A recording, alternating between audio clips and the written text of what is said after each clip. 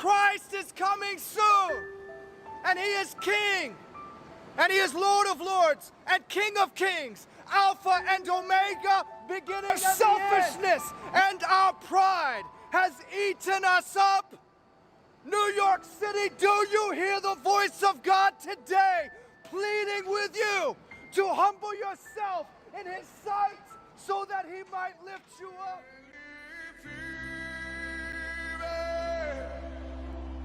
Eu posso crer.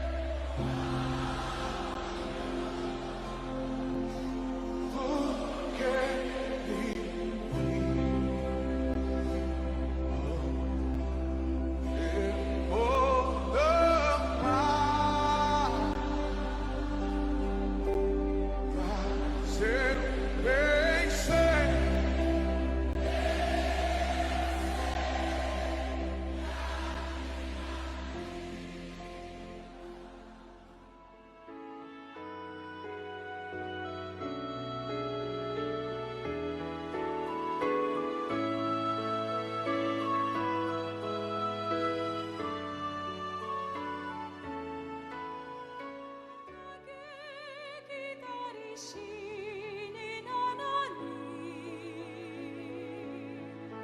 완전한 해답 되시는 그리스도 그들에게 생명이 필요하네. 내 심령을 울리는 애통한 마음 그것은 하나님 사랑 하나님의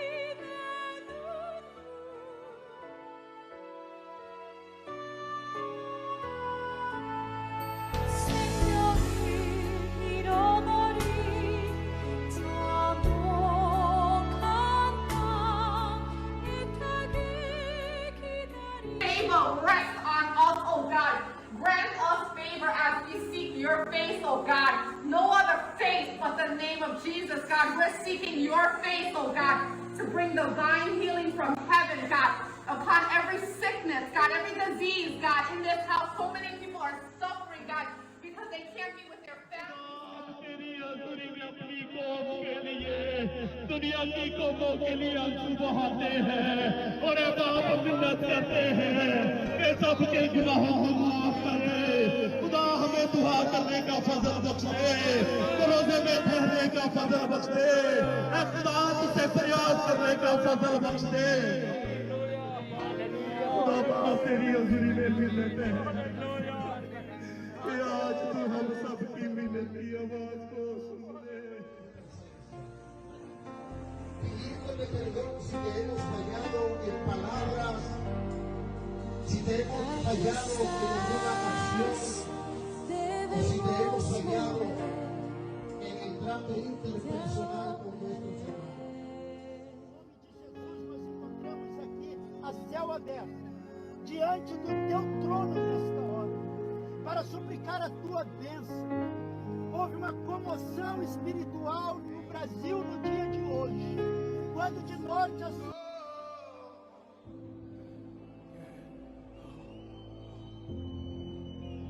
que Ele vive. Eu posso crer.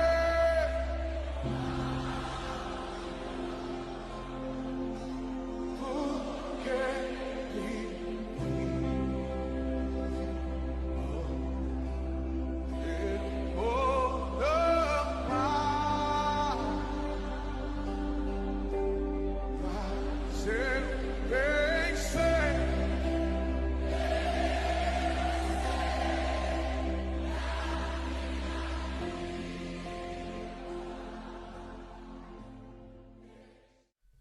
코로나19로 인해서 교회의 문이 닫히자 교회 밖에서 세계의 그리스도인들이 기도를 하고 있습니다. 우리는 뉴욕 시내에서 뉴욕시의 회개를 외쳤던 한 젊은이의 외침을 보았습니다.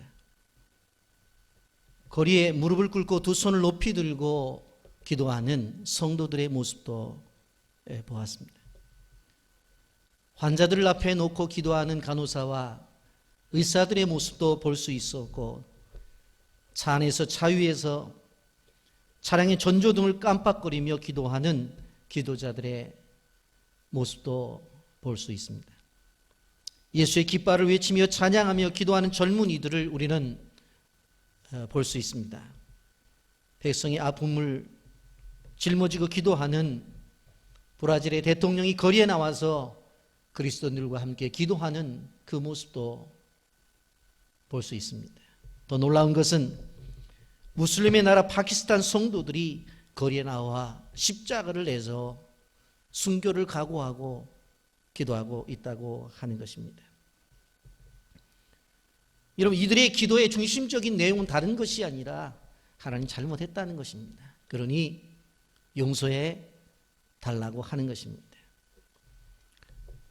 여러분, 우리는 사사기의 말씀을 쭉 진행을 하면서 지난주에 입산과 엘론과 압돈에 대한 말씀을 들었습니다. 이 사람들을 우리는 사명을 상실한 사사들이었다고 그렇게 이야기를 했습니다. 이 사명을 잃어버린 사사들의 25년이 지나자 고통이 찾아옵니다. 블레셋의 침공으로 인해서 무려 40년 동안 이스라엘 백성들이 고통을 당하게 되어집니다. 민족적인 고난이었습니다. 사사기 13장 1절에 보면 이스라엘 자손이 다시 여호와의 목전에 악을 행하였으므로 여호와께서 그들을 40년 동안 블레셋 사람의 손에 넘겨주시니라, 그렇게 말씀합니다. 이렇게 고난이 찾아왔을 때에 늘 했던 것처럼 이스라엘 백성들은 또한 잘못했다고 회개를 합니다. 고난의 일과 앞에서 세계의 모든 그리스도인들이 일어나 회개했던 것처럼 이들도 그들에게 당한 아픔을 놓고 회개를 했습니다. 여러분, 이런 회개 앞에 하나님께서 또 문제 해결을 위해서 하나의 대안을 내어 놓으십니다. 그런데 그 대안은 어느 한 가정을 선택해서 그 가정의 자녀를 통해서 바로 이스라엘 민족을 구원하시겠다고 하는 것입니다. 여러분, 그때 그 기도의 응답으로 태어난 사람이 바로 우리가 잘 알고 있는 삼손이라고 하는 사람입니다.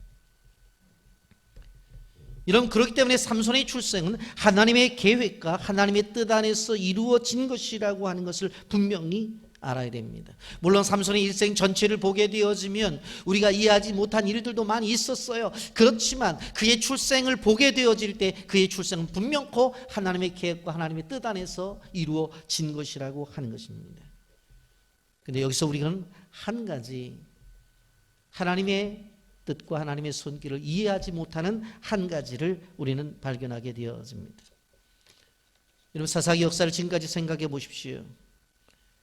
이스라엘 자손들이 18년 동안 에글론에게 고통을 당하게 되어지자 하나님 뭐라고 말씀해요? 왼손잡이라도 좋으니까 와라.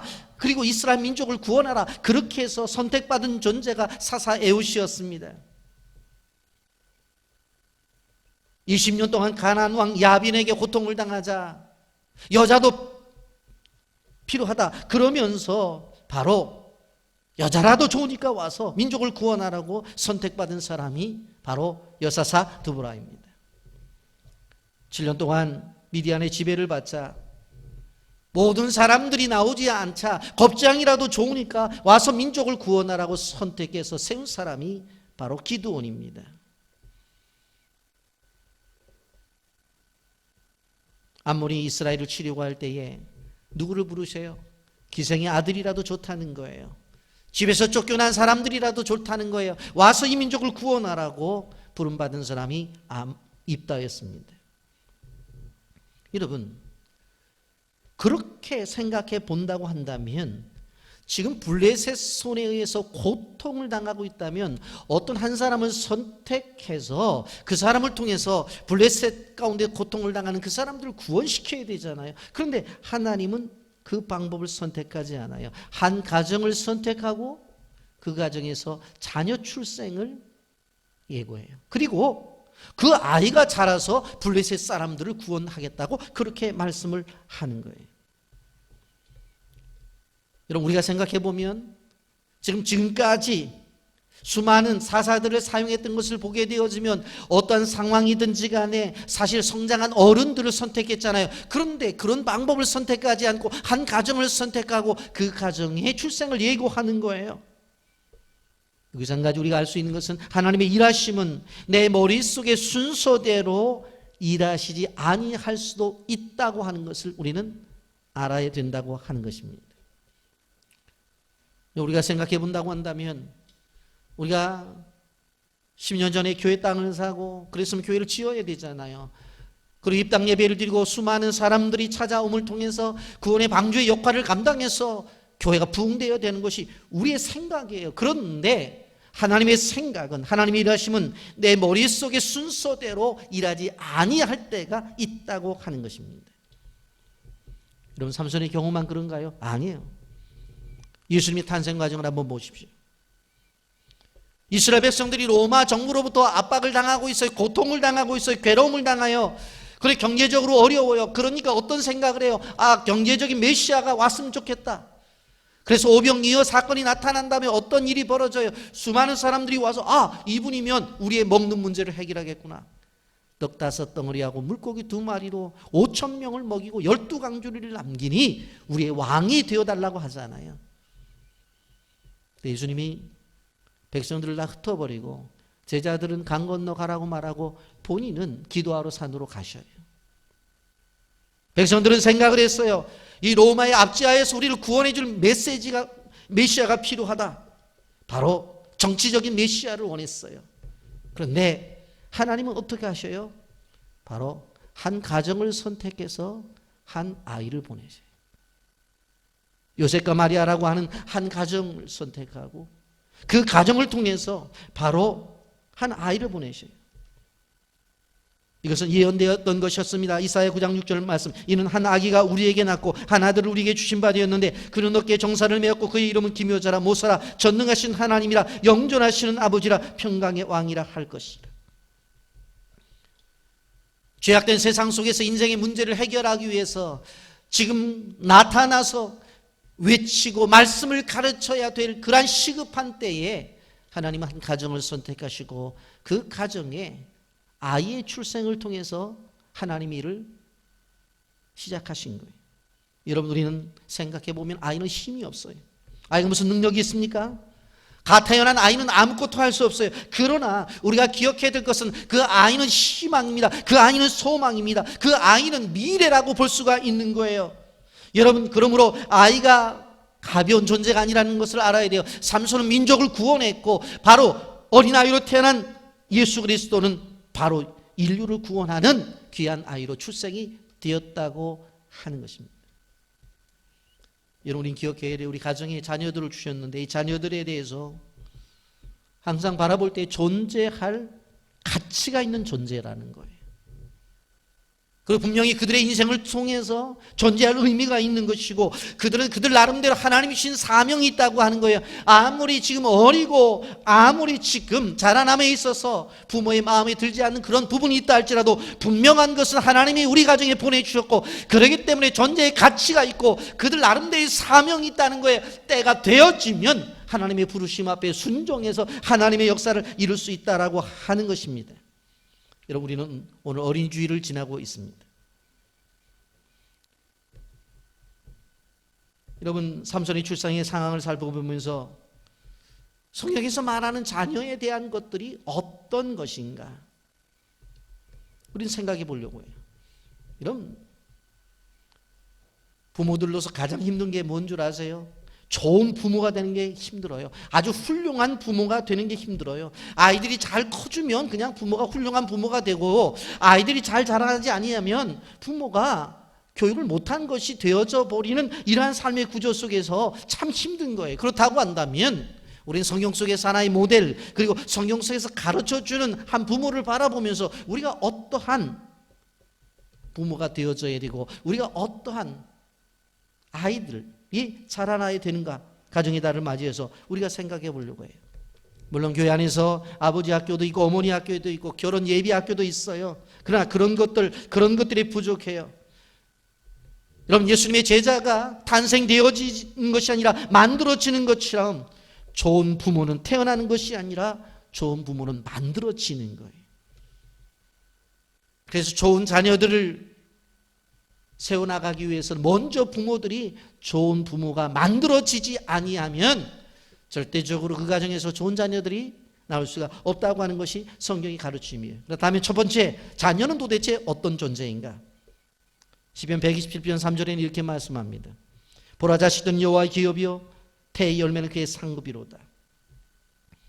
자녀를 향해서 기업이라고 말했어요. 자녀를 향해서 상급이라고 말을 했어요. 여러분, 사람을 창조하신 분 하나님이시죠. 그 창조하신 하나님께서 결혼 제도를 두셔서 결혼을 시켰어요. 그리고 그 가정 안에 바로 자녀를 두셨어요. 그렇기 때문에 가정을 가만히 들여다보면 그 안에 하나님의 지혜가 담겨져 있다고 하는 것을 우리는 기억해야 돼요. 여러분, 가정 안에 하나님의 지혜가 담겨져 있어요. 하나님께서 만드신 이 그룹 가운데 가장 소그룹이 바로 가정이에요. 근데 하나님께서 그 가정을 통해서 하나님 앞에 예배를 드리도록 하셨어요. 그래서 이것을 우리는 가정교회라고 그렇게 말씀을 드릴 수가 있어요. 이런 코로나19로 인해서 교회 나와서 예배를 드리지 못하는 분들이 가정에서 예배를 드렸어요. 그것을 예배로 인정해 주잖아요. 왜? 가정도 교회이기 때문에. 여러분, 우리는 이러한 상황 속에서 부모가 가져야 될 자녀들에 대한 태도가 뭐예요? 철저하게 이 아이는 하나님께서 나에게 주신 기업이다. 이것은 선물이다. 그리고 더 나가서 나에게 예속된 것이 아니라 독립된 인격이라고 하는 것을 생각해 봐야 돼요. 그리고 이 아이들이 커서 분명히 어떻게 될 것이냐? 성경 시편 127편 4절에서 말하는 것처럼 젊은 자의 자식은 장사의 수중에 화살과 같다고 했으니 어느 한순간에 이 아이들이 우리 가정의 화살의 역할을 감당할 것이라는 믿음을 갖고 나가야 돼. 세프마라고 하는 공동체가 있습니다. 그는 세상을 품은 아이들이라고 하는 바로 공동체입니다. 가출하고 방황하는 아이들을 모아가지고 그들과 함께 생활을 하면서 말씀을 가르치고 그들에게 사랑을 느끼게 해서 온전한 믿음의 생활을 하게 하는 공동체입니다. 항상 이것을 하는 사역자들은 아무리 버림받은 아이들이 할지라도 그들에게 말씀과 기도와 사랑을 베풀었더니 온전한 아이들로 바뀌어진다고 하는 거예요. 그렇다고 한다면 이 세프마라고 하는 공동체의 대표가 다른 사람이 아니라 우리 모두가 되어져야 된다고 하는 것입니다. 여러분, 삼손을 통해서 배울 수 있는 자녀 양육에 있어서 가장 기본적인 것을 무엇을 이야기하고 있어요? 삼손을 통해서 배울 수 있는 것은 바로 기도가 자녀 양육의 가장 밑받침이라고 말씀합니다. 본 8절 말씀에 이렇게 말합니다. 마노아가 여호와께 기도하여 이르되 주여 구하옵나니 주께서 보내주셨던 하나님의 사람을 우리에게 다시 오게 하사 우리가 그날을 아이에게 어떻게 행할지 우리에게 가르치게 하소서라고 그렇게 말해요. 마노아라고 하는 사람은 거의 노인이었어요. 그런데 어느 날 그의 아내를 통해서 하나님께서 아이를 낳을 것에 대해서 계시를 주셨어요. 그 이야기를 듣고 나서 이제 마노아가 좀 나에게도 찾아와서 좀 말씀을 해달라는 요청이에요. 여러분, 그런데 이 한 절을 통해서 우리가 무엇을 깨달아 알 수 있어요? 바로 하나님께서 그에게 말씀하셨고 또 그가 기도하고 있다고 하는 거예요. 여러분, 우리가 삶의 기적을 만들어내기 위해서는 두 가지가 필요해요. 그것은 뭐냐면 하나님이 우리에게 말씀하시는 말씀과 그 말씀에 대한 근거된 기도가 필요한 거예요. 분명 어떻게 했어요? 너희 가정에 아이를 낳을 것이라고 하는 약속의 말씀을 주시죠. 그 말씀을 붙잡고 어떻게 해요? 이 아이에게 어떻게 행동했으면 좋겠습니까? 라고 하는 기도를 하는 것을 볼 수가 있습니다. 그래서 우리가 우리의 삶 속에서 끊임없이 생각해 봐야 되는 것은 말씀과 기도. 말씀은 하나님께서 우리에게 주신 언약이에요. 이것을 통해서 하나님께서 우리에게 주신 언약을 우리의 것으로 만드는 것은 기도를 통해서 만드는 거예요. 하나님께서 끊임없이 우리에게 축복을 약속하셨어요. 그런데 그것이 왜 내 것이 되어지지 못해요? 우리가 기도하지 않기 때문에. 오늘 내가 기도하고 있는데 내 삶이 왜 이렇게 힘들어요? 그 기도하는 내용을 보면 하나님의 약속과 상관이 없는 것이기 때문에. 그래서 두 가지를 늘 진단하며 나가야 된다고 하는 것입니다. 여러분, 대부분의 사람들은 자녀를 위해서 기도할 때에 주시옵소서라고 하는 기도를 해요. 지혜를 주시옵소서, 건강을 주시옵소서, 대학에 합격을 하게 해 주옵소서, 졸업을 하면 취직을 하게 하여 주옵소서. 그런데 마노아의 기도는 차원이 달라요. 어떤 기도입니까? 이 아이를 어떻게 길러야 하는지, 그리고 이 아이 앞에서 우리가 부모로서 어떻게 행동을 해야 되는지를 묻고 있는 거예요. 여러분, 오늘 교회 안에서 예배를 드리고 있는 우리들은 한 번은 이 부분에 대해서 좀 생각을 해봐야 돼요. 무턱대고 기도하는 것보다도. 사사기 13장 12절은 마노아가 이르되 이제 당신의 말씀대로 되기를 원하나이다. 이 아이를 어떻게 기르며 이 아이를 어떻게 길렀으면 좋겠습니까? 그리고 그 다음에 그에게 어떻게 행하리까? 그 앞에서 우리가 어떤 행동을 그에게 보여줘야 됩니까? 라고 하는 질문을 하고 있습니다. 지금 임신도 안 했어요. 그런데 꼭 앞에 아이가 있는 것이냐? 하나님 앞에 묻고 있어요. 하나님, 우리 아이 어떻게 길렀으면 좋겠습니까? 그리고 이 아이 앞에서 우리가 어떻게 행동해야 됩니까? 우리는 여기서 늘 하나님 앞에 질문을 해야 돼요. 어떻게 아이를 키워야 되는지. 그런데 중요한 것은 마노아는 낳을 아이에 대해서 묻고 있는 거예요. 낳은 아이가 아니야. 우리는 기도할 때 낳은 아이를 놓고 기도하잖아요. 우리 누구 애 어떻게 했으면 좋겠습니까? 그런데 이미 낳은 아이가 아니라 낳을 아이를 위해서 기도한다고 하는 거예요. 여러분, 자녀를 낳게 되어지면 부모나 또 할머니 할아버지가 어린 아이들을 위해서 보험을 들어준다고 해요. 그런데 우리는 그 아이를 향한 가장 귀한 보험이 기도 보험이라는 사실을 우리는 기억해야 돼요. 왜냐하면 부모나 그의 할머니 할아버지가 하나님께서 주신 권한 가운데 가장 축복된 권한이 뭐냐면 자손을 위해서 축복할 수 있는 권한을 주셨기 때문에 그래요. 창세기 48장과 49장을 보십시오. 야곱이 죽기 전에 자녀들을 축복을 하죠. 근데 요셉이 뭐라고 말해요? 나에 대한 축복도 중요하지만 우리 아들들 므낫세와 에브라임을 위해서 기도하라. 그랬더니 어떻게 해요? 야곱이 손주들을 놓고 기도를 하잖아요. 여러분, 성 어거스틴이라는 분을 아실 거예요. 이분은 40세가 넘어까지 술로 방탕하던 사람이었어요.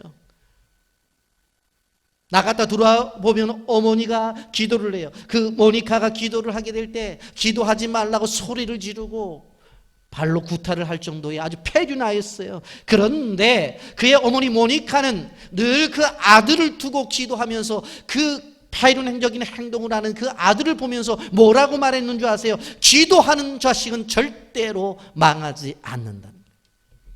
기도하는 자식은 절대로 망하지 않는다. 그래서 그런 환경 속에서 끊임없이 기도를 하게 되어지고 결국은 40세가 넘은 이 어거스틴이 결국 하나님 앞에 회개하고 돌아와 성자가 되어지는 그런 놀라운 사람으로의 변화가 이루어지는 거예요. 여러분, 삼손의 삶을 우리가 알기 때문에 그 인생의 장점을 알고 단점을 알아요. 그러나 알 수 있는 것은 뭐예요? 그의 부모들만큼은 신실했고 그의 부모들만큼은 기도하는 사람이었다는 것을 우리는 알고 있어요. 여러분, 코로나19로 인해서 전 세계가 혼란스러워요. 자료를 보니까 미국에서는 실업자가 22,200만이 나타난다. 그러면 우리나라로 생각한다면 우리나라의 전 국민의 반 정도가 직업을 잃어버리는 거예요. 세계 경제는 큰 타격을 입을 게 분명해요. 이렇게 불확실한 시대 속에 살아가면서 우리가 이 큰 파도를 뚫고 나갈 수 있는 방법이 도대체 뭐냐? 이 어려운 세상 속에서 이 어린 자녀들이 어떻게 뚫고 나갈 것이냐? 여러분, 옛날 방식으로는 통하지 않아요. 좋은 학원을 보내고 좋은 학교를 나오면 미래가 보장되어진다. 여러분, 그렇지 않아요. 불확실한 시대일수록 믿음의 기도가 필요하고 이 불확실한 시대를 살아갈수록 믿음의 가정 속에서 자라나면서 부모들의 기도가 필요하다고 하는 것입니다. 여러분, 그러므로 기도에 대해서 시간을 아끼는 부모가 되어서는 안 돼요. 시간이 나면 기도하고 기회가 되면 기도하고 아이를 위해서 기도하는 그런 부모들이 필요하다고 하는 거예요. 학교를 가고 있는 아이들의 뒷모습을 보면서 기도하고, 학교에 돌아온 아이들의 책가방을 붙잡고 기도하고, 잠자고 있는 아이들의 머리맡에서 기도를 하고, 그리고 그들이 노는 환경 속에서도 기도하게 되어질 때 하나님께서 자녀를 향해서 주시는 30배, 60배, 100배 열매를 맺을 수 있다고 하는 것을 기억하시기를 바랍니다. 여러분, 만호하는 자녀를 향해서 철저하게 기도하는 아버지였어요. 그리고 또 한 가지, 자녀 앞에서 어떻게 행동해야 될 것인가에 대해서 고민하고 있었어요. 여러분, 자녀들은 부모의 말을 듣고 자라나는 것이 아니라 부모님의 삶의 모습을 보고 자라나는 것입니다.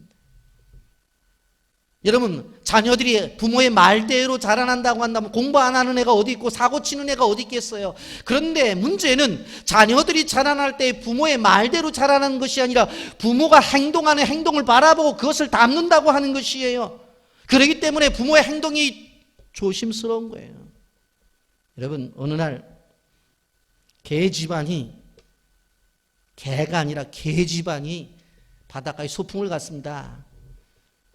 아버지가 뒷짐을 지고 있다가 아들이 걷는 모습을 보고 크게 소리를 지릅니다. 똑바로 걸으라니까 왜 옆으로 거냐고. 너 아빠 잘해도 안 돼요. 빨리 해봐, 노력해봐. 그랬더니 아들이, 그럼 아빠 한번 해보세요. 그러면 아빠 따라서 해볼게요. 그 아빠가 제대로 걸었을까요? 옆으로 걸었을까요? 여러분, 그렇습니다. 부모가 행동하는 모습을 보고 살아나게 되어져 있는 거예요. 그래서 늘 우리는 하나님의 지혜를 구해야 되는 거예요. 그렇게 질문하니까 하나님께서 구체적인 기도에 대한 말씀을 주시잖아요. 14절 말씀 보시잖아요. 먹고 마시는 것에 대해서 이야기를 해요. 성별된 그런 식습관을 가지라는 거예요. 포도나무의 수산을 먹지 말며 포도주와 독주를 마시지 말며 어떤 부정한 것을 먹지 말고 내가 그에게 명령한 것은 다 지켜 행할 것이니라. 여기 보면 포도주의 소산, 뭐 포도주 먹지 말아라. 요즘 말로 말하면 위스키 마시지 말아라. 포도주와 독주, 소주예요. 영어 성경에 뭐 소주를 술 먹지 말아라. 부정한 것 먹지 말아라. 부정한 행동하지 말아라. 이것을 이야기하잖아요. 여러분, 내가 자녀들 앞에서 어떤 모습으로 살아가는지를 먼저 나 자신을 보고 생각해 봐야 돼요. 그래서 자식을 향해서, 창문으로 자식을 향해 뭐라고 말하기 전에 거울로서 나 자신을 바라봐야 돼요. 그래야지만 바로 좀 더 지금보다 나은 자식을 향해 갈 수 있는 거예요. 그런데 이 말씀에 보게 되어지면 자녀를 양육하는 데 있어서 핵심적인 것은 뭐냐? 말씀이라고 그랬어요. 우리가 읽었습니다만 13절 14절 여호와의 사자가 만호에게 이르되 내가 여인에게 말한 것들을 그가 다 삼가서 포도나무의 수산을 먹지 말며 포도주와 독주를 마시지 말며 어떤 부정한 것도 먹지 말고 내가 그에게 명령한 것을 다 지킬 것이니라 하시니라. 여러분, 우리 아이를 앞에서 어떻게 행동했으면 좋겠습니까? 그 대답이 뭐예요? 말씀을 주시잖아요. 그러면 들은 말씀대로 양육을 하라고 하는 거예요. 그 13절에 이렇게 말합니다. 여호와의 사자가 마노에게 이르되 내가 여인에게 말한 것들을 그가 다 삼가서, 내가 여인들에게 말한 것이 있다, 말씀을 전한 것이 있다, 그것을 지키라고 하는 거예요. 무슨 이야기일까요? 민수기 6장 1절부터 8절에 나타나 있는 나실인의 규례를 따르라고 하는 이야기입니다. 여러분, 하나님께서 우리에게 들려주신 성경에 말씀이 있습니다. 그렇기 때문에 우리는 늘 말씀을 잘 듣고 기억해야 돼요. 하나님께서 나를 향해서, 우리 가정을 향해서 주시는 어떤 계시의 말씀을 따로 들으려고 할 필요가 없어요. 그래서 천사를 만날 필요도 없어요. 이미 주신 말씀이 있어요. 우리에게 주신 성경, 우리의 삶의 모든 구조 속에서 우리를 인도하는 어떤 컨텐츠가 성경이란 말이에요. 신명기 6장에 가보면 하나님의 말씀을 마음판에 새기래요. 자녀들에게 부지런히 가르치라고 그랬어요. 손목에 기호를 매라고 그랬어요. 미간에 붙여 표를 삼으라고 그랬어요. 문설주에 기록하라고 그랬어요. 무슨 이야기인고 하면 바로 늘 말씀이 보이게 하라라고 하는 거예요. 손목에 매면 늘 활동을 할 때 보이겠죠. 눈썹과 눈썹 사이에 있는 미간에 붙여놓으면 다른 사람들이 보겠죠. 문설주에 붙여놓으면 집에 들어갈 때마다 말씀을 보겠죠. 끊임없이 말씀과 가까이 하도록 만들려고 하는 거예요. 여러분, 세계적으로 가장 뛰어난 민족이 유대인이라고 하는 것은 다 알 거예요. 그래서 이 뛰어난 유대인들처럼 한번 교육을 시켜보자 하고 다 했어요. 했는데 안 돼요. 왜 그런 줄 아세요? 먹고 입히고 공부시키고 하는 거 다 했는데 안 돼요. 한 가지, 바로 유대인의 교육 속에서 빠지지 않는 것이 뭐예요? 성경 교육이에요. 늘 성경을 암송하고 그것을 가지고 부모들과 나누고 그리고 그것을 묵상하는 그들의 삶, 영적 질서가 잡혀져 있는 가정, 그게 유대인의 교육이에요. 여러분, 그런데 세상의 다른 사람들은 안 그러거든요. 그러니까 유대인들 속에 세계적인 학자들, 정치가들, 예술가들, 금융인들이 나오는 거예요.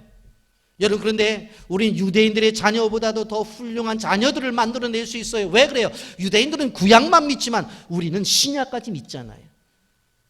훨씬 더 하나님 앞에서 좋은 자녀들을 생산해낼 수 있는 그러한 배경이 우리에게 있다고 하는 것을 우리는 기억해야 돼요. 여러분, 우리는 기억해야 됩니다. 세상 문화 속에서 빛을 발하는 자녀들은 어떻게 만들어야 되는가? 그런 말씀의 양육을 통해서만 이뤄낼 수가 있다고 하는 것입니다. 그래서 늘 성경을 가르쳐야 되고 그 아이들의 어떤 질문이 올 때 친절하게 대답을 해줘야 돼요. 그리고 매일매일 퀴즈를 통해서 하나님의 말씀과 가까이 가는 법들을 가르쳐 줘야 돼요. 여러분, 이런데 이것은 자녀가 어릴수록 더 좋아요. 여러분, 나무의 방향을 틀기 위해서는 언제 그것을 해야 돼요? 어릴 때 묘목을 가지고 틀어놓으면 그것이 아름답게 자라날 수가 있다고 하는 것입니다. 근데 이미 큰 나무를 방향을 바꾸려고 하면 꺾어지고 말아요. 그래서 나이가 어리면 어릴수록 더 아름답게 만들어낼 수가 있다고 하는 것입니다. 모세의 경우를 보십시다. 히브리서 11장 23절부터 26절에 보면 믿음으로 모세가 났을 때 그 부모가 아름다운 아임을 보고 석 달 동안 숨겨 왕의 명령을 무서워하지 아니하였고 믿음으로 모세는 장성하여 바로의 공주의 아들이라 칭함 받기를 거절하고 도리어 하나님의 백성과 함께 고난받기를 잠시 죄악의 낙을 누리는 것보다 더 좋아하고 그리스도를 위하여 받는 수모를 애굽의 모든 보화보다 더 큰 재물로 이었으니 이는 상 주심을 바라봄이라고 했습니다. 여러분, 모세가 이러한 위일이 될 수 있었던 비밀이 도대체 무엇입니까? 여러분, 모세의 출생 과정을 여러분 잘 아시잖아요. 모세가 출생했을 때 결국 그의 어머니 요게벳이 궁중에 들어가서 유모의 역할을 하면서 바로 아이를 키웁니다. 최소한 젖대기까지는 그 요게벳의 무릎에서 컸어요.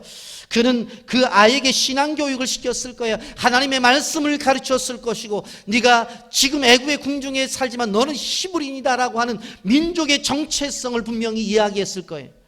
너는 앞으로 이 애굽에 살지만 애굽 사람들을 위해서 일할 존재가 아니라 하나님의 나라, 하나님의 백성들을 위해서 일할 존재라는 이야기를 했을 거예요. 여러분, 그렇게 자라났기 때문에 그가 보세요. 나이 40이 되어서 자신이 가지고 있었던 왕자의 자리를 던져버리는 거예요. 그리고는 더 나가서 뭐라고 말을 해요? 하나님의 백성과 함께 고난받기를 즐겨하기 위해서 그것을 선택해요. 왜 그래요? 어릴 때 그가 철저한 그러한 교육을 받았기 때문에 그래요. 더 나가서 놀라운 말씀은 26절에 그리스도를 위하여 받는 수모를 애굽의 모든 보화보다 더 큰 재물로 여겼다고 다가올 예수 그리스도에 대해서 그는 알고 있었어요. 이런 얼마나 엄마가 철저하게 신앙교육을 시켰으면 그에게 주어진 왕자의 고난도 버리고 그에게 주어진 모든 재산도 집어던져버리고 광야로 나가 훈련을 받고 80세의 이스라엘 민족을 이끄는 민족의 지도자가 되어서 바로 가나안을 향해 갈 수 있었겠느냐 하는 것입니다. 자녀의 신앙교육의 영향은 이렇게 위대한 거예요. 모세의 어머니가 없었더라고 하면 모세는 없었을 것이라고 하는 것을 우리는 분명히 알 수가 있다고 하는 것입니다. 사무엘을 보십시오. 그의 어머니 한나는 기도로 얻은 아들이에요. 사무엘상 1장 10절과 12절 말씀 보세요. 한나가 마음이 기로워서 여호와께 기도하고 통곡하며 그가 여호와 앞에 오래 기도하는 동안에라고 말을 하죠. 근데 그 아이를 하나님의 성전에 바쳐야 되어지는데 바로 사무엘의 어머니 한나는 사무엘을 젖대기까지 자기가 키웠어요. 근데 그 아이를 키우면 어떻게 해요? 그 아이를 안고 끊임없이 나는 너를 잉태할 때 기도 가운데 너를 잉태했다 하면서 끊임없이 얘기를 해요. 그에게 말씀을 가르쳤고 기도를 했어요. 찬송을 불러주었을 거예요. 여러분, 근데 그가 졌을 때다 어디다가 데려다 주죠? 성전에 데려다 주는데 그때 제사장이 누구예요? 엘리 제사장이에요. 그리고 그의 아들이 홈리와 비느하스예요. 우리가 알다시피 성도들이 가지고 갖다가 바친 재물을 훔쳐먹는 그런 아주 신앙적으로 좋지 않은 그러한 제사장의 집안이었어요. 그런데 그가 견뎌내고 그 안에서 사무엘이 될 수 있었던 건 뭐예요? 젖대기까지 가르쳤던 어머니의 가르침. 여러분, 사무엘상 12장 23절 말씀 보세요. 나는 너희를 위하여 기도하기를 쉬는 죄를 여호와 앞에 결단코 범하지 아니하고 선하고 의로운 길을 너희에게 가르칠 것인지 그렇게 말하잖아요. 신구약 성경 전체를 통해서 기도를 쉬는 것이 죄라고 하는 것은 사무엘서에서 사무엘이 말한 거 한 절밖에 없어요. 그가 삶을 통해서 기도가 쉬는 것은 죄다, 이것은 범죄다라고 하는 것을 어떻게 깨달을 수 있어요? 자신이 기도로 잉태되어졌고 어머니가 품속에 있을 때 젖을 먹이면서 끊임없이 기도했던 그 음성을 들었기에 맞아, 내 인생에 있어서 기도를 쉬는 것은 죄지. 그가 그의 인생의 고백을 할 수가 있었던 것입니다. 잠언서 22장 6절 말씀에 마땅히 행할 길을 아이에게 가르치라. 그리하면 늙어도 그것을 떠나지 아니하리라고 했습니다. 3살 버릇이 80까지 간다고 했어요. 어렸을 때 배운 모든 것들이 나이 들어서 그대로 진행이 되어진다고 하는 것을 볼 수가 있습니다. 또 한 사람 목가의 디모데를 볼 수 있어요. 디모데서 3장 14절 15절 말씀해 보세요. 그러나 너는 배우고 확신한 일에 거하라. 너는 내가 누구에게 배운 것을 알며 또 어려서부터 성경을 알았나니 성경은 능히 너로 하여금 그리스도 예수 안에 있는 믿음으로 말미암아 구원에 이르는 지혜가 있게 하느니라. 어느 날 사도 바울이 한 젊은 청년을 만났는데 이름이 디모데라고 하는 청년이에요. 그런데 신앙이 너무너무 좋아요. 아니, 요즘같이 이러한 세파 속에서 저렇게 믿음을 가지고 있는 젊은이가 있단 말인가? 도대체 저 신앙이 어디서 왔는가? 그리고 가만히 봤더니 어머니가 신앙이 좋아요. 유시 집안의 딸이에요. 윤희계.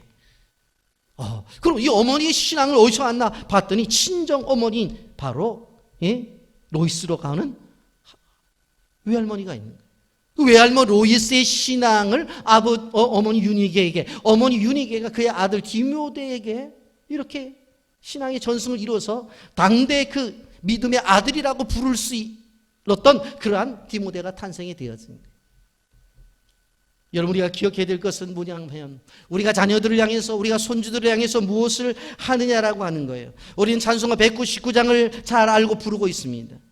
나의 사랑하는 책 비록 헤어졌으나 어머니의 무릎 위에 앉아서. 재미있게 듣던 말 그때 일을 지금 내가 잊지 않고 기억합니다. 정말 자녀들이 성장을 해서 내가 어머니의 무릎 위에 앉아서 하나님의 말씀을 들었던 것이 기억난다고 고백을 할 수 있을까? 어떤 내용입니까? 여기에 보면 옛날 용맹스럽던 다니엘의 경험과 유대 임금 다윗왕의 역사와 주의 선지 엘리야 바람 타고 하늘에 올라가던 일을 기억합니다. 언제 들었던 거예요? 어머니의 무릎 위에 앉아서 다니엘의 경험의 얘기를 들었고 다윗왕의 역사를 들었다는 얘기예요. 선지자 엘리야가 바람 타고 올라가던 이야기를 누구 무릎 위에서, 어머니 무릎 위에서 들었다는 이야기. 3절 보십시오. 예수 세상 계실 때 많은 고난당하고 십자가에 달려 들어가신 일, 어머님이 읽으며 눈물 많이 흘린 거 지금 내가 기억합니다. 성장해서 생각을 해보았더니 우리 어머니가 나를 무릎 위에 앉혀놓고 예수님의 십자가를 이야기하면서 그 은혜 감격해서 눈물을 뚝뚝 흘리던 것을 내가 기억한다는 거예요. 그리고 그 눈물이 내가 어렸을 때 내 얼굴에 떨어졌고 내 옷에 떨어졌던 것을 나는 기억한다고 하는 거예요. 그래서 4절에 그 일은 지나고 나의 눈에 환하고 어머님의 말씀 기억하면서 나도 시시때때로 성경 말씀 읽으며 주의 뜻을 따라 살려 한다고 고백하잖아요. 여러분, 우리는 이것이 찬송가 가사로만 끝나서는 안 되고 오늘 시대 가는 그리스도인의 부모들 속에서 이 찬송가대로 삶의 모습이 나타나야 된다는 거예요. 할머니가 손주들을 무릎에 안고 그 음성을 들려줘야 돼요. 바로 엘리야가 바람 타고 올라갔던 일을 너는 아느냐? 다니엘의 경험했던 일을 아느냐? 사자굴 속에 들어갔던 일을 아느냐? 유대 임금 다윗왕이 어떤 일을 했는지 아느냐고 이야기를 해줘야 된다고 하는 거예요. 어머니가, 아버지가. 그때 그 자녀들이 자라났을 때에 믿음을 견디고 이겨낼 수가 있다고 하는 것입니다. 여러분, 우리는 기억해야 돼요. 나이 든 할머니들이, 우리 권사님들이 목소리가 얼마나 연약해 힘들어요. 그러나 그의 귓전에 들려지게 되어질 때 그것은 힘없는 할머니의 소리가 아니라 강력한 성령의 음성이 되어서 그 인생을 변화시킬 수 있다고 하는 것을 우리는 기억해야 돼. 그래서 그 속에서 하나님의 사람들이 만들어지고 그 속에서 하나님의 역사를 이끌어내는 자녀들이 탄생되어지는 거예요. 여러분, 우리나라는 국보급 문화재를 보면서 보게 된 불상이나 사찰을 이야기하게 되었어요. 물론 세월이 흘렀기 때문에 너무나 가치가 있는 것을 부정하지는 않아요. 그러나 우리가 기억해야 될 것은 그리스도인들이 이 세상 속에서 만들어내야 될 문화가 뭔지 아세요? 하나님의 말씀을 가르치고 그 말씀대로 잘 알았더니 이렇게 훌륭한 사람들이 되었다고 하는 또 하나의 문화를 기독교 가정에서 만들어내야 된다고 하는 거예요.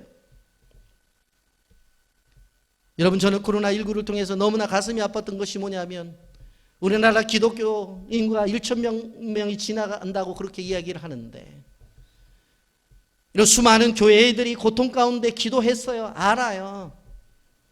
많은 성도들이 아파하면서 이 코로나를 빨리 끝이게 해달라고 기도했다고요. 근데 세계 곳곳에 보세요. 여러분들 보셨잖아요. 차량을 끌고 나와서 실질적으로 전조등을 깜빡거리면서 찬송을 부르고 기도하고, 그리고 거리에 나와서 무릎을 꿇고 벽을 붙잡고 기도하고 손을 들고 기도하는 이 회개의 문화가 전 세계에 퍼지고 있는데 이 땅 위에 그리스도인들은 이 어려움 속에서 어떤 문화를 이야기했냐고요. 코로나가 끝나는 즈음에서 어떤 방송에서나 어떤 매체에서나 교회가 기도했기 때문에 성도들이 기도해서 이것이 그쳤다고 하는 얘기를 여러분들 들어보셨냐고. 여러분, 이것을 바라보면서 우리 그리스도인들은 땅을 치고 통곡해야 돼요. 눈물을 흘려야 돼요. 물론 우리가 알아달라고 하는 이야기가 아니에요. 그러나 이 시대에 우리가 기억해야 될 것은 새로운 기독교의 문화, 하나님이 직접 역사하시고 그 앞에 순종해서 문제가 해결되어지는 그러한 문화가 시작되어져야 된다고 하는 거예요. 여러분, 그러면 자녀를 양육시키는 목표가 도대체 뭐냐? 성경은 하나님의 사람을 만들라고 하는 것입니다. 이런 본문 5절에 보면 보라, 내가 임신하여 아들을 낳으리니 그의 머리 위에 삭도를 대지 말라. 이 아이는 태에서 나옴으로부터 하나님께 바쳐진 나실이니라. 그가 블레셋 사람의 손에서 이스라엘을 구원하기 시작하리라 하니라 그랬어. 삼손은 태어날 때부터 특별한 사람이었습니다. 이런 하나님께 바쳐진 존재가 나실인이라고 하는데 이 나실인은 세 가지의 종류가 있다고 하는 것을 알아야 돼요. 첫째는 뭐냐면 하나님의 명령으로 나실인이 되어지는 거예요. 여러분, 삼손의 경우입니다. 여기 13장 5절에 보면 보라, 내가 임신하여 아들을 낳으리니 그의 머리 위에 삭도를 대지 말라. 이 아이는 태에서 나옴으로부터 하나님께 바쳐진 나실인이 됨이라. 그가 블레셋 사람의 손에서 이스라엘을 구원하기 시작하리라 하시니 그랬어요. 태에서 나옴으로부터 나실인이 되어서 죽을 때까지 나실인의 사역을 감당하는 거예요. 두 번째, 부모의 서원으로 나실인이 될 때가 있습니다. 여러분, 사무엘상 1장 11절이에요. 서원하여 이르되 만군의 여호와여, 만일 주의 여종의 고통을 돌아보시고 나를 기억하사 주의 여종을 잊지 않으시고 주의 여종에게 아들을 주시면 내가 그의 평생에 그를 여호와께 드리고 삭도를 그의 머리에 대지 아니하겠나요.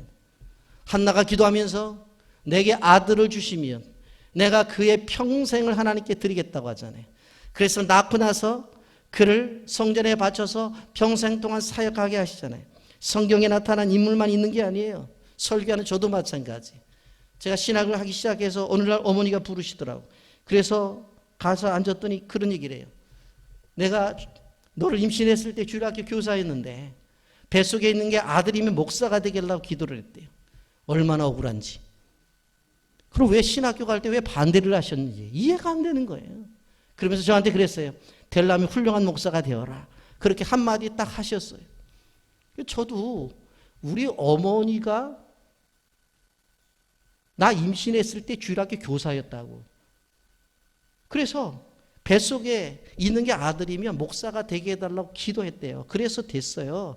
부모의 서원을 통해서도 나실인이 되어진 거예요. 세 번째, 자기가 자원해서 나실인이 될 때가 있어요. 민수기 6장 2절 말씀 보면 이스라엘 자손에게 전하여 그들에게 이르라. 남자나 여자가 특별한 소원 곧 나실인의 소원을 하고자 자기 몸을 구별해 여호와께 드리려고 하면 그랬어요. 남자도 될 수 있고 여자도 될 수 있는데 자기가 나시린이 되기 위해서 서원을 하면 된다는 거예요. 그런데 이 나시린이 크게 기간적으로 볼 때는 두 가지로 나누게 되어집니다. 일정한 기간만 헌신하는 경우가 있어요. 민수기 6장 4절, 5절, 6절, 8절, 12절 말씀인데 여기에 보면 자기 몸을 구별하여 여호와께 드릴 날을 새로 정하고 그랬어요. 이게 뭐냐? 기간적으로 정하는 거예요. 내게 받은 은혜가 커. 나는 대학을 다니면서 수학을 하고 한 1년 동안 내가 단기 선교사로 가서 사역을 하다가 돌아와서 내가 복학을 하겠어. 이런 경우를 이야기하는 거예요. 내가 하나님께 은혜를 받았어. 그렇다고 한다면 한 3년 동안 대학을 졸업했으니까 내가 단기 선교사로 나가서 선교사로 사역을 하다가 3년 뒤에 돌아와서 내가 취직을 하겠어. 이런 경우에요. 자기가 하나님께 받은 은혜가 크기 때문에 기간을 정해서 나시린의 사역을 하는 거예요. 또 한 가지는 평생 바치는 거예요. 아까도 읽어봤지만 사무엘 같은 경우에죠. 1장 11절에 서우나 이르되 만군의 여호와여 만일 주의 여종의 고통을 돌아보시고 나를 기억하사 주의 여종을 잊지 아니하시고 주의 여종에게 아들을 주시면 내가 그의 평생에 그를 여호와께 드리고 삭도를 그의 머리에 대지 아니하겠나이다. 엄마가 평생 드리겠다고 서원한 거예요. 평생. 그러니까 기간적인 나시린도 있고 평생의 나시린도 있어요. 두 가지. 그러면 현대적 의미 속에서 나시린은 도대체 어떤 존재인가? 로마서 12장 1절에 그러므로 형제들아 내가 하나님의 모든 자심하심으로 너희를 권하노니 너희 몸을 하나님이 기뻐하시는 거룩한 산 제물로 드리라. 이는 너희가 드릴 영적 예배니라 그랬어. 여러분, 제물은 분명히 죽어야 되잖아요. 그리고 제사를 드리잖아요. 그런데 여기에 보면 산 제물이라고 있어요. 이 말은 죽었는데 살아있어야 된대. 그 얘기를 하고 있는 거예요. 제물이니까 죽어야 되잖아요. 그런데 산제물이라 해요. 여러분 이게 무엇인가? 예? 사도 바울이 고린도전서 13장 31절에 분명히 얘기를 했어요. 형제들아 내가 그리스도 예수 우리 주 안에서 가진 바 너에게 대한 나의 자랑을 두고 단언하노니 나는 날마다 죽노라. 현대적 의미의 순교가 뭐예요? 나는 날마다 죽는 거예요. 나는 날마다 죽는 거예요.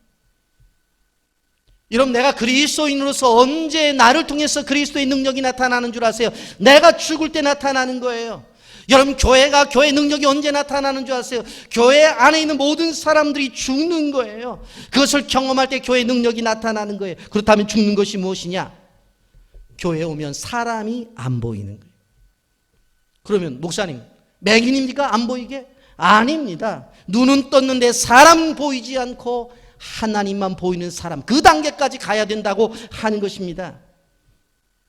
굳이 보인다면 풍경만 보여야 돼요. 사람들 많이 왔네. 그 정도 보여야 되는 거예요. 그런데 그 이상으로 보여지면 안 된다고 하는 거예요. 우리 교회 예는 아닙니다만은 예를 든다고 한다면 코로나19 사태에 있어서 가정에서 예배를 드리면서 그 인간 안 봐서 살겠는데 교회 나오니까 또 저 인간 또 눈에 보이네. 그렇게 그 인간이 보이면 안 된다는 거예요. 안 된다는 거예요. 교회에 와서 하나님만 보여야 된다고 하는 거예요. 여러분 교회에서 시험 든다는 사람이 대표적인 어떤 사람들이에요? 주님 못 만나고 사람만 만나고 가는 거예요. 주님의 음성 듣지 못하고 사람의 음성 듣고 가는 사람들이 시험 드는 사람이에요. 여러분 찬송가 288장 찬송 보십시오. 예수로 나의 구주 삼고.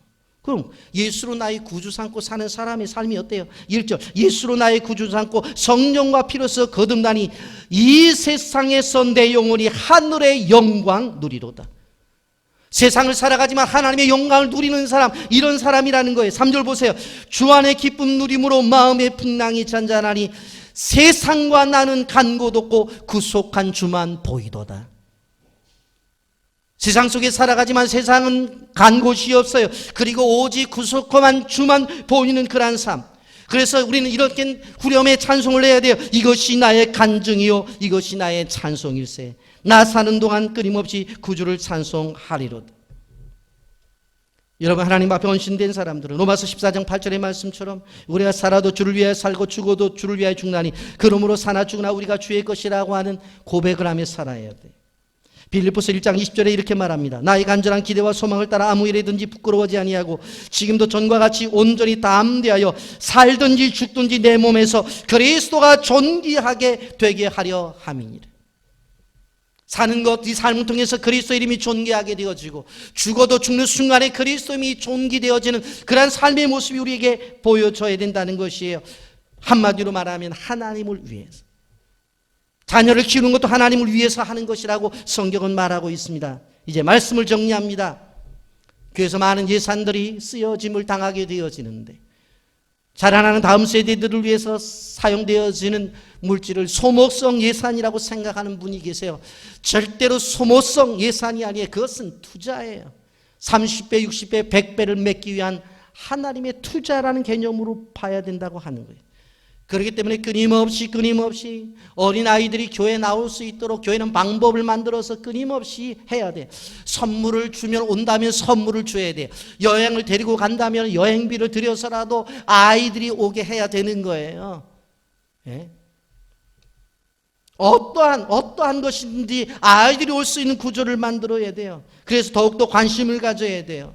여러분, 그래서 어린아이들과 청소년들 그리고 청년들이 과감한 투자를 통해서 하나님의 교회 안에서 세워져 가야 된다고 하는 것입니다. 왜냐하면 이들이 바르게 자라게 되어질 때에 한국 교회가 소망이 있고 더 나아가서 이 나라 이 민족이 소망이 있기 때문에 그렇습니다. 하나를 일으키기 위해서는 마을이 필요하다는 이야기를 합니다. 어떤 아이가 집에서 나왔어요. 엄마 아버지는 아이를 좋아하니까 우리 사랑하는 아들. 그런데 지나가다 보니까 옆집의 아저씨가 훌륭하게 들려서 오늘도 나왔냐. 좀 갔더니 어떤 아줌마가 넌 볼 때마다 훌륭한 사람이 될 것 같아. 끊임없이 칭찬과 끊임없이 인정을 통해서 한 아이가 만들어진다는 거예요. 그래서 우리가 기억해야 될 것은 무엇인가 하면 바로 교회 공동체의 돌봄이 자녀들을 향해서 끊임없이 있어야 된다고 하는 거예요. 제가 교회를 이전해서 어느 날 그럴게요. 오늘 밥은 어린아이들부터 순서를 지킨다. 그럼 어른들은 뒤에서 뒷짐 지고 아이들부터 밥을 먹. 우리가 도대체 뭔데? 걔네들은 이해가 안 되겠죠. 그러나 우리가 어렸을 때 우리 담임 목사님은 어른들이 밥 먹을 때 다 뒤로 물러가라고 해놓고서 우리들부터 밥을 먼저 줬어. 오늘 맛있는 돈가스가 나오는데 오늘 요리는 아이들을 위한 것입니다. 어른들은 뒤에서 금식하십시오. 그럴지도 몰라요. 끊임없이 자녀들을 향한 생각과 방법과 그들을 향한 아이디어를 가지고 나가야 된다고 하는 거예요. 여러분의 자녀들이 이 어린이 주의를 당하면서 꼭 기억해야 돼요. 가치가 있는 존재다. 그리고 하나님께서 우리 가정을 세우기 위해서 이 아이들을 주셨다. 꼭 믿음을 가지고 아이들을 바라보므로 함께 하나님의 역사를 이루시기를 예수님의 이름으로 축복합니다. 아멘.